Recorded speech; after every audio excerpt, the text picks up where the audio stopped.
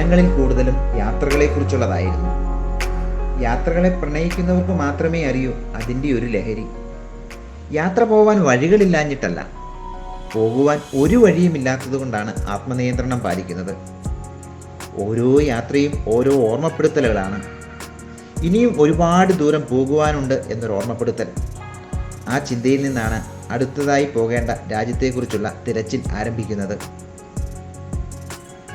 കാണാൻ പോകുന്ന 10ാമത്തെ രാജ്യം ലോകരാജ്യങ്ങളിൽ വിസ്തൃതിയിൽ 10ാം സ്ഥാനമുള്ള മധ്യ യൂറേഷ്യയിലെ കസാക്കിസ്ഥാൻ ആകട്ടെ എന്ന് തീരുമാനിക്കുവാൻ മറ്റൊരു കാരണം കൂടിയുണ്ട്.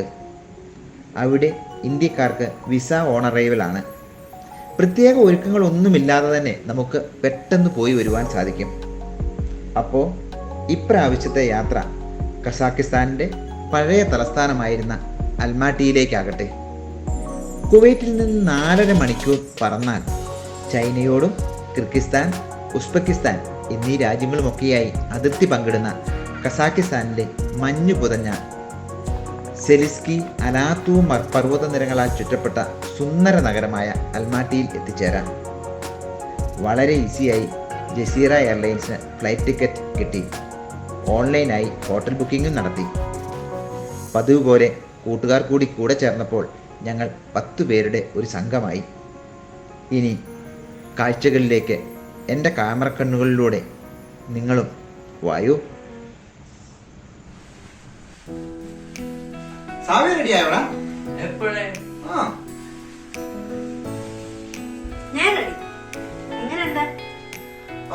അടിപൊളിയാണല്ലോ, സൂപ്പർ ലുക്കാ. ഞാൻ എങ്ങനെയുണ്ട്? നിങ്ങൾക്കും എന്നെ പോലെ സൗന്ദര്യം ഉണ്ടായിരുന്നെങ്കിൽ ഞാൻ പറഞ്ഞേനെ അടിപൊളിന്ന്. അതിനൊരു കാര്യം ചെയ്യാം, നീ എന്നെ പോലെ നുണ പറഞ്ഞാൽ മതി, കാര്യം തീർന്നല്ലോ. സന്തോഷമായില്ലേ? നമുക്ക് പോയാലും വായോ. അങ്ങനെ ഞങ്ങൾ ബഡ്ജറ്റ് എയർലൈൻസ് ആയ ജസീറയിൽ ഞങ്ങളുടെ പ്രയാണം ആരംഭിക്കുകയാണ്. 5 മണിക്കൂർ യാത്ര ചെയ്ത് ഞങ്ങൾ അൽമാട്ടിയിൽ എത്തിച്ചേർന്നു. വലിയ പകിട്ടൊന്നുമില്ലാത്ത ഒരു മീഡിയം എയർപോർട്ടാണ് അൽമാട്ടി എയർപോർട്ട്. പെട്ടെന്ന് തന്നെ എമിഗ്രേഷൻ കഴിഞ്ഞു. അതുപോലെ അവിടുത്തെ ചെറിയ ഡ്യൂട്ടി ഫ്രീയിൽ ഒന്ന് കറങ്ങി ഞങ്ങൾ പുറത്തിറങ്ങി. ഞങ്ങളെ പ്രതീക്ഷിച്ച് സോനു പുറത്ത് കാത്തു നിൽപ്പുണ്ടായിരുന്നു.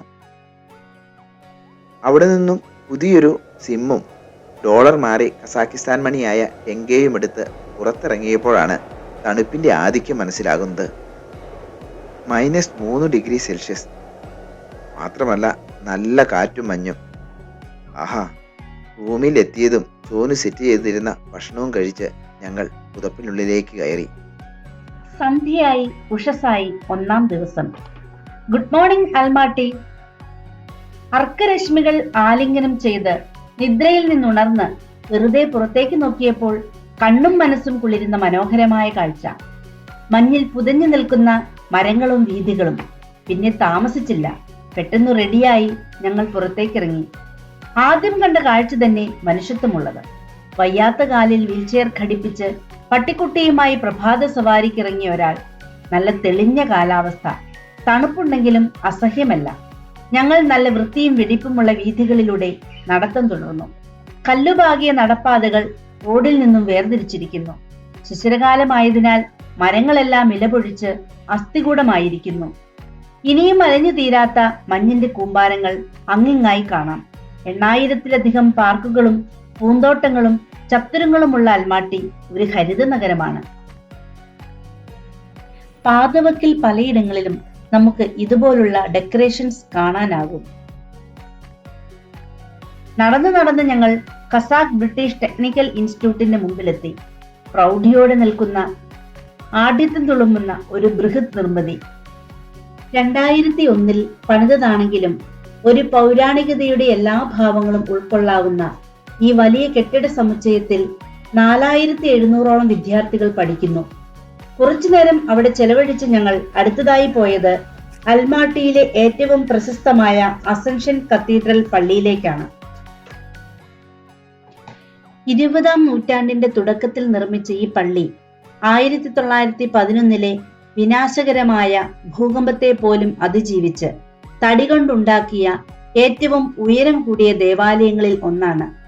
കസാക്കിസ്ഥാന്റെ മുത്ത് എന്നറിയപ്പെടുന്ന അൽമാട്ടിയുടെ പ്രധാന ചിഹ്നങ്ങളിലൊന്ന് ഈ ദേവാലയമാണ്. 1927 ഈ പള്ളി ഒരു മ്യൂസിയമാക്കി മാറ്റിയെങ്കിലും പിന്നീട് 1995 വീണ്ടും അത് പള്ളിയാക്കി മാറ്റി. വിശാലമായ നടുത്തളത്തോടു കൂടിയതും സ്വർണവർണ്ണ പ്രഭയിൽ മുങ്ങി നിൽക്കുന്നതും ഉയർന്ന ഗോപുരത്തോടു കൂടിയതുമായി പള്ളിയുടെ ശാന്തതയും ചുവർ ചിത്രങ്ങളും നൽകുന്നൊരു മാസ്മരികത പറഞ്ഞറിയിക്കാൻ വയ്യ.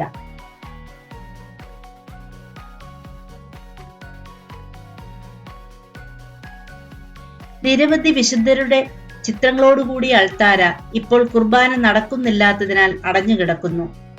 മുകളിൽ പൗരാണികത തുളുമ്പുന്ന മനോഹരമായ ഒരു ഷാൻലിയർ ലൈറ്റ്, കൂടാതെ കൊത്തുപണികളോടുകൂടിയ പ്രധാന ഗോപുരം. സഞ്ചാരികൾ ഏറെ വരുന്നുണ്ടെങ്കിലും പള്ളിക്കകം വളരെ നിശബ്ദവും ശാന്തവുമാണ്.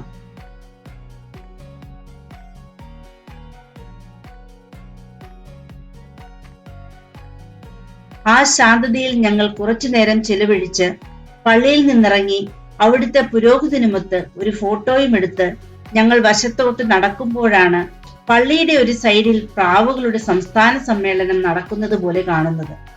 ആയിരക്കണക്കിന് പ്രാവുകൾ ഒരു പേടിയുമില്ലാതെ ഭക്ഷണം കഴിക്കുന്നു. അത് നമ്മുടെ ദേഹത്ത് വന്നിരിക്കുന്നു, നമ്മുടെ കയ്യിൽ നിന്നും ഗോതമ്പ് മണികൾ കൊത്തി തിന്നുന്നു. സങ്കോചമേതുമില്ലാതെ ഞങ്ങളോട് ചങ്ങാത്തത്തിലായ പ്രാവുകളോട് ഇത്തിരിയേറെ നേരം സല്ലപിക്കുവാൻ കുട്ടികൾ സമയം കണ്ടെത്തി. മാത്രമല്ല അവിടെയുള്ള പ്രൊഫഷണൽ ഫോട്ടോഗ്രാഫേഴ്സ് നല്ല ചിത്രങ്ങൾ ഞങ്ങൾക്ക് പകർത്തി തരികയും ചെയ്തു.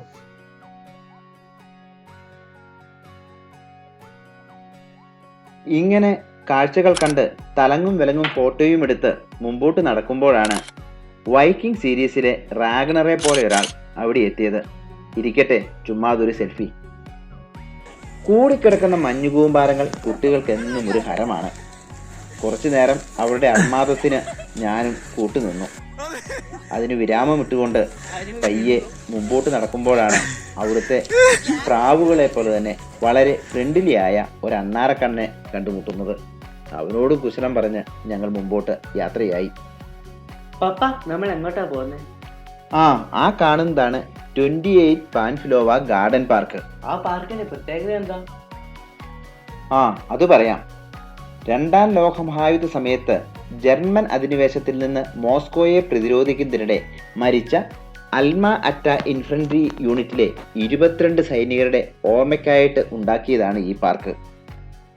അവരുടെ കമാൻഡർ ജനറൽ ആയിരുന്ന ഇവാൻ പിൻഫിലോവിൽ നിന്നാണ് പാർക്കിന് ഈ പേര് വരുവാൻ കാരണം. മോസ്കോയിലേക്കുള്ള ജർമ്മൻ സൈനികരുടെ മുന്നേറ്റം തടഞ്ഞത് ഈ ധീരജവാന്മാരായിരുന്നു. ഈ കാണുന്ന അണയാത്ത തീജ്വാല അന്ന് ജർമ്മനിയുടെ മുന്നേറ്റം തടഞ്ഞ 15 സോവിയറ്റ് റിപ്പബ്ലിക്കിൽ നിന്നുള്ള ധീര ജവാന്മാരുടെ ഓർമ്മയ്ക്കായി സ്ഥാപിച്ചിട്ടുള്ളതാണ്. ഓക്കുമരങ്ങൾ നിറഞ്ഞ ഈ പാർക്കിനോട് ചേർന്നുള്ള ഈ ഗാർഡന്റെ സമീപത്ത് കാണുന്ന പച്ച നിറത്തിലുള്ള ആ ബിൽഡിംഗ് ആണ് museum for musical instruments. Museum ഒക്കെ പിന്നെ കാണാം, ആദ്യം എന്തെങ്കിലും കഴിക്കാം. Okay, no problem. ഇവിടെ അടുത്ത് തന്നെ ഒരു ബൊഫേ ടൈപ്പ് റെസ്റ്റോറൻ്റ് ഉണ്ട്, നമുക്ക് അങ്ങോട്ട് പോകാം. ഇത് നമ്മുടെ നാട്ടിലെ വനിതാ സംരംഭം പോലെ കുറച്ച് വനിതകൾ ചേർന്ന് തുടങ്ങിയുള്ള ഒരു സംരംഭമാണ്. ആവശ്യക്കാർക്ക് വേണ്ടത് സെലക്ട് ചെയ്ത് കൗണ്ടറിൽ പൈസ അടച്ച് നമുക്ക് വാങ്ങിക്കാം. ആദ്യം തന്നെ വിവിധ തരത്തിലുള്ള ചായകൾ നമുക്ക് സെലക്ട് ചെയ്യാം. മിക്കതും ഫ്രൂട്ട് ടീ ആണ്. പല ഫ്രൂട്ട്സുകൾ മിക്സ് ചെയ്ത ടീ വളരെ മനോഹരമാണ് കഴിക്കുവാൻ. പിന്നെ ഡെസേർട്ട് കൗണ്ടർ ഉണ്ട്, സാൻഡ്വിച്ചസ്, പലതരത്തിലുള്ള ബ്രെഡ്, സലാഡ്. മാത്രമല്ല നമ്മുടെ നാട്ടിൽ കിട്ടുന്നത് പോലെയുള്ള കറി ടൈപ്പ് ആഹാരങ്ങളും ഇവിടെ സുലഭമാണ്. സമയക്കുറവുള്ളതുകൊണ്ട് ഞങ്ങൾ പെട്ടെന്ന് തന്നെ ഭക്ഷണം പൂർത്തിയാക്കി പുറത്തിറങ്ങി. ഇനി ഞങ്ങൾക്ക് പോകേണ്ടത് സെൻട്രൽ സ്റ്റേറ്റ് മ്യൂസിയം ഓഫ് അൽമാട്ടിയിലേക്കാണ്. കുറച്ചേറെ ദൂരം വശ്യസുന്ദരമായ വീതികളിലൂടെയുള്ള യാത്ര. BC 6-ാം നൂറ്റാണ്ട് മുതൽ മനുഷ്യവാസം തുടങ്ങിയ സ്ഥലമാണ് അൽമാട്ടി. 8-9 നൂറ്റാണ്ടുകളിൽ ഇതുവഴിയുള്ള സിൽക്ക് റോഡിന്റെ ഭാഗമായി ചെറിയ സെറ്റിൽമെന്റുകളെ അൽ മാത്തു എന്ന് വിളിച്ചിരുന്നു. എന്നാൽ 13-ാം നൂറ്റാണ്ടിൽ മംഗോളിയർ ഈ പ്രദേശം കീഴടക്കി. 19-ാം നൂറ്റാണ്ടിന്റെ മധ്യത്തിലാണ് റഷ്യൻ സർക്കാർ ഇവിടെ ഒരു സൈനിക കോട്ട പണിതത്. അങ്ങനെയാണ് ആധുനിക അൽമാട്ടി സ്ഥാപിതമായത്. ഈ കഥകളൊക്കെ പറഞ്ഞ് ഞങ്ങൾ സെൻട്രൽ മ്യൂസിയത്തിൻ്റെ അടുത്തെത്തിയിരിക്കുന്നു. റഷ്യക്കാർ ആദ്യം ഇവിടെ തുടങ്ങിയത് വെർണി എന്ന ഔട്ട് പോസ്റ്റ് ആണ്. റഷ്യൻ കുടിയേറ്റക്കാരെ ആകർഷിക്കാൻ തുടങ്ങിയത് ഈ ഔട്ട് പോസ്റ്റ് ആണ്. അങ്ങനെയാണ് അൽമാത്തു ജനനിബിഡമായത്. മ്യൂസിയം ഒരു പ്രൗഢഗംഭീരമായ ബിൽഡിംഗ് ആണ്. അതിൻ്റെ ചുറ്റുവട്ടങ്ങളും വളരെ മനോഹരമായി ക്രമീകരിച്ചിരിക്കുന്നു. 1920 കസാഖ് ഗവൺമെന്റിന്റെ ഉത്തരവ് പ്രകാരമാണ് സെൻട്രൽ റീജിയണൽ മ്യൂസിയം സ്ഥാപിതമാകുന്നത്. എന്നാൽ ഇപ്പോൾ ഈ കാണുന്ന ആധുനിക കെട്ടിടം 1985 നിർമ്മിച്ചതാണ്. 2005 മ്യൂസിയത്തിന് ഒരു ഗവേഷണ സ്ഥാപനത്തിന്റെ പദവി ലഭിക്കുകയുണ്ടായി. പലതരത്തിലും വൈവിധ്യത്തിലുമുള്ള ഒത്തിരിയേറെ പുരാവസ്തുക്കൾ ഈ മ്യൂസിയത്തിൽ നമുക്ക് കാണാൻ കഴിയും. സ്റ്റഫ് ചെയ്ത ആനിമൽസ്, ബേഡ്സ്, ഇതെല്ലാം ഇവിടുത്തെ പ്രത്യേകതയാണ്. ദിവസേന ആയിരക്കണക്കിന് സന്ദർശകരാണ് ഈ മ്യൂസിയത്തിൽ എത്തിച്ചേരുന്നത്. കോളേജുകളിൽ നിന്നും സ്കൂളുകളിൽ നിന്നുള്ള കുട്ടികളുടെ ഗ്രൂപ്പുകളും നമുക്കിവിടെ കാണുവാൻ സാധിക്കും. 3 നിലകളിലായിട്ടാണ് ഈ മ്യൂസിയം പ്രവർത്തിക്കുന്നത്. ഏറ്റവും താഴത്തെ നിലയിൽ ക്ലോക്ക് റൂം, റെസ്റ്റ് റൂം എന്നിവയാണ്. ഗ്രൗണ്ട് ഫ്ലോറിൽ ഒരു ചെറിയ തിയേറ്ററും സ്റ്റേജും കാണികൾക്ക് ഇരിക്കുവാനുള്ള സൗകര്യവും ഒരുക്കിയിട്ടുണ്ട്. വൈവിധ്യമാർന്ന പുരാവസ്തുക്കളുടെ ഒരു ശേഖരം തന്നെ നമുക്കിവിടെ കാണുവാൻ സാധിക്കും. പണ്ടുകാലത്ത് ഉപയോഗിച്ചിരുന്ന ആയുധങ്ങൾ, വിവിധ രാജാക്കന്മാർ അവരുടെ ഭരണകാലങ്ങളിൽ ഉപയോഗിച്ചിരുന്ന വൈവിധ്യങ്ങളായ തോക്കുകൾ, അത് പുരാതനമായതും നവീനമായതുമെല്ലാം ഇതിൽ ഉൾപ്പെടുന്നു. ഞങ്ങൾ കൂടുതൽ വൈകിക്കാതെ മ്യൂസിയത്തിൽ നിന്ന് പുറത്തിറങ്ങി. ഇനി ഞങ്ങൾക്ക് പോകേണ്ടത് കോക്ടോപ്പ് എന്ന ചെറിയ മലമ്പ്രദേശത്തേക്കാണ്. കോക്ടോപ്പ് ഹിൽ അൽമാട്ടിയിലെ ഒരു പ്രശസ്തമായ വിനോദസഞ്ചാര കേന്ദ്രമാണ്. കൂടാതെ പ്രദേശവാസികൾക്കിടയിൽ പ്രിയപ്പെട്ട സ്ഥലവുമാണ്. ഞങ്ങൾ അങ്ങോട്ടുള്ള വാനിൽ യാത്ര തുടർന്നു. വളരെ മനോഹരമായ മഞ്ഞ് പുതഞ്ഞ മലഞ്ചെരുവിലൂടെയുള്ള യാത്ര. അത്ഭുതമെന്ന് പറയട്ടെ, അൽമാട്ടിയിലെ മഞ്ഞ് സീസൺ തീരുന്ന സമയത്താണ് ഞങ്ങൾ അവിടെ എത്തിയത്. പക്ഷേ അന്ന് കനത്ത മഞ്ഞുവീഴ്ച കാണുവാൻ ഞങ്ങൾക്ക് സാധിച്ചു. പെട്ടെന്ന് വന്ന കാലാവസ്ഥാ വ്യതിയാനത്തിൽ ഞങ്ങൾക്ക് ഏറ്റവും ആസ്വാദ്യകരമായി തോന്നിയത് ഈ കനത്ത മഞ്ഞുവീഴ്ചയാണ്. ഈ കോക്ടോപ്പിലോട്ട് കേബിൾ കാർ സർവീസ് ഉണ്ടെങ്കിലും ഞങ്ങൾ ബസ്സാണ് തിരഞ്ഞെടുത്തത്.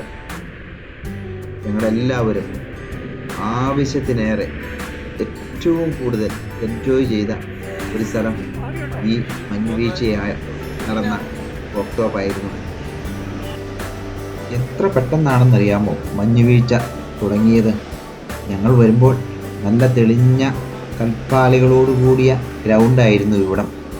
ഇപ്പോൾ 1 മണിക്കൂർ കൊണ്ട് 1 അടിയോളം മഞ്ഞ് വീണ് ഉതഞ്ഞിരിക്കുന്നു. അപ്പോൾ ഞങ്ങളിലുണ്ടായ സന്തോഷം പറഞ്ഞറിയിക്കാൻ വയ്യ. കുട്ടികൾ കനത്ത മഞ്ഞുവീഴ്ച കണ്ട ലഹരിയിൽ ആസ്വദിച്ച് ഉല്ലസിക്കുകയാണ്. അതുകൊണ്ട് ഞങ്ങൾ കോക്ടോപ്പിൻ്റെ മറ്റു കാഴ്ചകളിലേക്കൊന്നും പോയില്ല. ഇതിവിടുത്തെ പ്രശസ്തമായൊരു വിനോദസഞ്ചാര കേന്ദ്രമാണ്. 1130 മീറ്റർ സമുദ്രനിരപ്പിൽ നിന്നും ഉയരത്തിലാണ് ഈ കുന്ന് സ്ഥിതി ചെയ്യുന്നത്. ഇവിടെയാണ് ഇവിടുത്തെ പ്രശസ്തമായ giant wheel, Almatti TV tower എന്നിവയൊക്കെ സ്ഥിതി ചെയ്യുന്നത്. ഈ സന്തോഷത്തിമിർപ്പൊക്കെ കഴിഞ്ഞപ്പോഴാണ് കളി കാര്യമായ വിവരം അറിയുന്നത്. ഞങ്ങൾക്ക് തിരിച്ചു പോകേണ്ട വണ്ടിക്ക് മുകളിലോട്ട് വരാൻ കഴിയില്ല. എന്നു മാത്രമല്ല, ഒരു വണ്ടിക്കും ഈ കനത്ത മഞ്ഞിൽ പുതഞ്ഞു കിടക്കുന്ന റോഡിൽ കൂടി ഓടാൻ കഴിയില്ല. എന്തു ചെയ്യാം, ഞങ്ങൾ താഴോട്ട് നടക്കുവാൻ തീരുമാനിച്ചു. റോഡിലെ മഞ്ഞിൽ തെന്നിക്കളിക്കുന്ന വണ്ടികൾ. എത്ര ദൂരം പോകണമെന്നറിയില്ല. മാത്രമല്ല, തണുപ്പ് അസഹ്യമായി അസ്ഥികളിൽ തട്ടിത്തുടങ്ങിയിരിക്കുന്നു. ഇങ്ങനെ മഞ്ഞിനെയൊക്കെ വകഞ്ഞു മാറ്റി ഞങ്ങളുടെ പ്രയാണം താഴോട്ട് ആരംഭിച്ചു. റോഡിലെല്ലാം ട്രാഫിക്കിൽ കുരുങ്ങി വണ്ടികൾ കിടക്കുന്നു. അതുമാത്രമല്ല, വെറുതെ ഇട്ടിരിക്കുന്ന വണ്ടികൾ പോലും നിരങ്ങി പുറകിലുള്ള വണ്ടിയെ തട്ടുന്നു. ഞങ്ങളുടെ ഈ ഗ്രൂപ്പ് നടന്നു വരുന്നത് കണ്ടിട്ടാവാം പലരും ഞങ്ങളോട് സഹായം അഭ്യർത്ഥിച്ചു. കാരണം നിരങ്ങി പിന്നിലെ വണ്ടിയിൽ തട്ടുന്ന വണ്ടിയെ ഒന്ന് നേരെയാക്കി കൊടുക്കാൻ. ഞങ്ങളിലെ പൗരബോധം ഉണർന്നു. നിരങ്ങി സൈഡിൽ തട്ടി നിൽക്കുന്ന വണ്ടി തള്ളി നേരെയാക്കലായി ഞങ്ങളുടെ അടുത്ത പണി. അങ്ങനെ ഏതോ ഒരു രാജ്യക്കാർക്ക് നമ്മളൊരു കൈത്താങ്ങ്. എങ്ങനെ? നമ്മ പൊളിയാണ് ബായ്. അവർ പറയുന്നതൊന്നും മനസ്സിലായില്ലെങ്കിലും ഞങ്ങൾ തലങ്ങും വിലങ്ങും വണ്ടി തള്ളി. അവർ പറഞ്ഞ ദിശയിലോട്ടാണോ തള്ളിയത് എന്നൊന്നും അറിയത്തില്ല. പക്ഷേ ഞങ്ങളുടെ ഹെൽപ്പിംഗ് മെൻറ്റാലിറ്റി അത്രമാത്രം വിജൃംഭിച്ചു നിൽക്കുകയായിരുന്നു.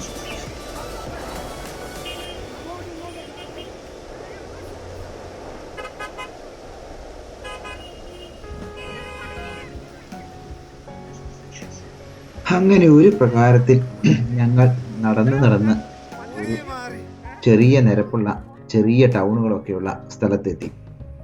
ഇനി ഒരടി പോലും നടക്കാൻ വയ്യ. തണുപ്പ് അത്രമാത്രം അസഹനീയമായിരിക്കുന്നു. കൈകളിലെല്ലാം, അസ്ഥികളിലെല്ലാം, കാലുകളിലെല്ലാം തണുപ്പ് അരിച്ചു കയറിയിരിക്കുന്നു. തൊട്ടടുത്ത് കണ്ട ഒരു ചൈനീസ് റെസ്റ്റോറൻറ്റിലോട്ട് കയറുവാൻ ഞങ്ങൾ തീരുമാനിച്ചു. ചൈനീസ് റെസ്റ്റോറൻറ്റിൻ്റെ പേരൊരു കോമഡിയാണ്, ടൂറണ്ട. എന്താണേലും സാരമില്ല, ഞങ്ങൾ അവിടെ കയറി. പക്ഷെ നല്ല ഒരു A ക്ലാസ് റെസ്റ്റോറൻ്റ് ആയിരുന്നു. തണുത്തു മരവിച്ച മഞ്ഞിൽ നിന്നും നല്ല ചൂടാക്കി വച്ചിരിക്കുന്ന റെസ്റ്റോറൻറ്റിൻ്റെ ഉള്ളിലേക്ക് എന്തൊരാശ്വാസം. നല്ല ചൂടുള്ള സൂപ്പ് ഒരു സ്റ്റാർട്ടറും പോരട്ടെ, എന്നാലും അത് വാമാവുള്ളൂ. Okay, no problem. അങ്ങനെ അവിടെ നിന്ന് നല്ല സുഭിക്ഷമായ ഡിന്നറൊക്കെ കഴിഞ്ഞ് ഞങ്ങൾ അടുത്ത മെട്രോ സ്റ്റേഷൻ ലക്ഷ്യമാക്കി യാത്രയായി. ഭൂമിക്കടിയിലുള്ള തുരങ്കപാതയിലൂടെ ഒരു യാത്ര ഞങ്ങൾ നേരത്തെ പ്ലാൻ ചെയ്തതാണ്. അവിടെ നിന്ന് ടിക്കറ്റൊക്കെ എടുത്ത് ഞങ്ങൾ മെട്രോ പ്ലാറ്റ്ഫോമിലോട്ട് കയറി. ഈ റെയിൽവേ സ്റ്റേഷന്റെ പ്രത്യേകത ഇത് സ്ഥിതി ചെയ്യുന്നത് 250ഓളം അടി താഴെയാണ് എന്നുള്ളതാണ്. അങ്ങോട്ടുള്ള ചെങ്കുത്തായ എസ്കലേറ്ററിൽ കൂടിയുള്ള ഇറക്കം ഒരു അനുഭവം തന്നെയാണ്. പഴയ USSRലെ മിക്കവാറും റെയിൽവേ സ്റ്റേഷനുകൾ ഇങ്ങനെയാണ്. ഈ എസ്കലേറ്റർ ഇറങ്ങി ചെല്ലുന്നത് വിശാലമായൊരു സ്റ്റേഷനിലേക്കാണ്. ട്രെയിൻ വരുവാനായി ഞങ്ങൾ കുറച്ചു നേരം കാത്തുനിന്നു.